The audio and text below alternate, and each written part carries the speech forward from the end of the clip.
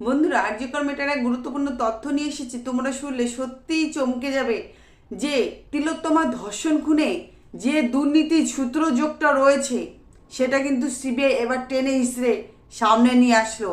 আর এই দুর্নীতিতে টোটাল 5জন ব্যক্তি জড়িত। সেই 5জন ব্যক্তিকে কিন্তু এবার আদালতে পেশ করার নির্দেশ দিয়েছে সিবিআইকে, প্রমাণ সহ, মানে তথ্য সহ। আলিপুর আদালত থেকে সে বিচারপতি কিন্তু সিবিআইকে করা নির্দেশ দিয়েছে সঠিক প্রমাণ দিয়ে এই কেসটাকে সলভ করার জন্য, তদন্তটা ভালোভাবে করার জন্য। তদন্তটায় গাফিলতি করছে, তদন্তটা ভালো করা হচ্ছে না, সিবিআইকে ভরসা পাচ্ছে না বিচারপতি। হাইকোর্ট থেকেও সেটাই বলেছে এবং সুপ্রিম কোর্ট থেকেও সেটাই বলেছে এবং আলিপুর কোর্ট থেকেও কিন্তু সেই বিচারপতি তিনারাও কিন্তু সেটাই বলেছেন যে দুর্নীতিতে যে সন্দীপ ছাড়া আরও কত লোক জড়িত ছিল তাদের সামনে আনা হোক প্রমাণ সহ। তাহলে চলো পুরো নিউজটা দেখতে থাকো, সবটাই জানতে হবে। আমার নতুন একটা নিউজে সবাইকে স্বাগত। আশা করি তোমরা টাইটেল আর থাম্বনেল দেখলে বুঝতে পারছো বা আন্দাজ করতে পারছো যে আজকের গুরুত্বপূর্ণ তথ্য এটাই, তিলোত্তমা ধর্ষণ খুনে যে দুর্নীতিটা সূত্রযোগ রয়েছে সেই 5 ব্যক্তিকে কিন্তু গ্রেপ্তার করা হয়েছিল আগে, আবার তাদের জেল কাস্টাডি করার নির্দেশ দিল সেই সিবিআইকে আলিপুর কোর্ট থেকে। আলিপুর কোর্ট থেকে বিচারপতি কি নির্দেশ দিল সিবিআইকে, যেটা শুনে সিবিআই ভয় পেয়ে গেছে। সিবিআইকে কেন ভরসা পাচ্ছে না কোনো কোর্ট? হ্যাঁ, প্রথমত বলি, তিলোত্তমার ধর্ষণ খুন হয়েছে কিন্তু 1টা বছর হতে গেল, এখনো কিন্তু তিলোত্তমার জাস্টিস কিছুই পায়নি। এইটা নিয়ে তো গোটা রাজ্য তোলপাড় করে দিচ্ছে, কিন্তু এখনো তিলোত্তমার বিচার হয়নি। কারণ তিলোত্তমার সূত্রযোগ শুধু দুর্নীতির জন্য হয়নি। তিলোত্তমা ওখানে আরজিকর হসপিটালে কখন কি হতো সমস্তটা কিন্তু তিলোত্তমা জেনে গেছিল এবং যখন তিলোত্তমা মারা গেছিল তখন তিলোত্তমার বাবা মাকে বলা হয়েছিল তিনি সুসাইড করেছে, এই বলে কিন্তু তার মা বাবাকে ডাকা হয়েছিল।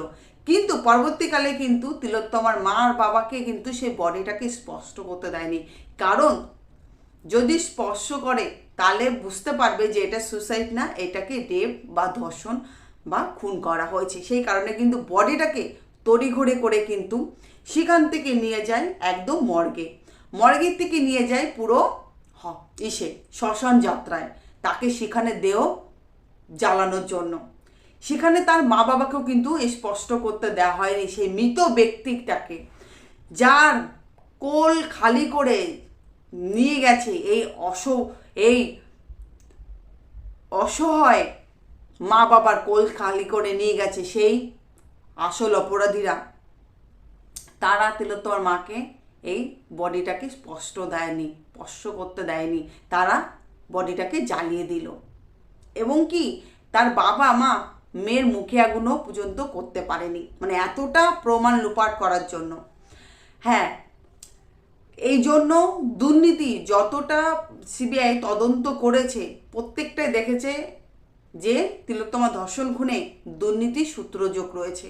সেই জন্য কিন্তু 5জনকে গ্রেপ্তার করা হয়েছিল, সন্দীপ সহ কিন্তু 5জনকে গ্রেপ্তার করা হয়েছিল এবং আফসার আলী খান, অপূর্ব বিশ্বাস, আরও 2 ব্যক্তি, 5 ব্যক্তিকে গ্রেপ্তার করা হয়েছিল। কিন্তু 5 ব্যক্তিকে শুধু গ্রেপ্তার করা হয়েছিল, তাদের জামিনও দিয়েছিল, শুধু সন্দীপ ঘোষকে জামিন দেয় নাই।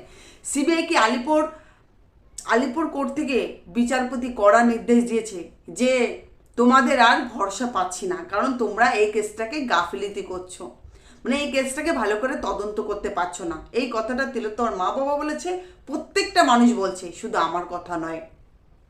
সেই কারণে কিন্তু সিবিআইকে কিন্তু ভরসা করতে পারছে না, কারণ